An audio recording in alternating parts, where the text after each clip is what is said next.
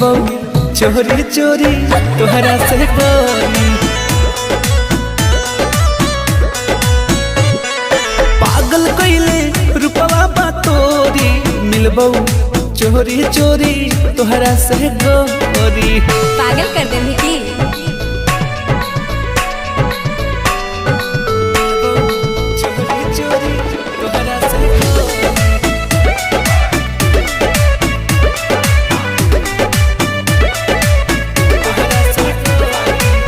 जान हो मिलान होई आज यही शाम के। हाँ? बच्चा के तनिका आराम से। अच्छा ठीक है।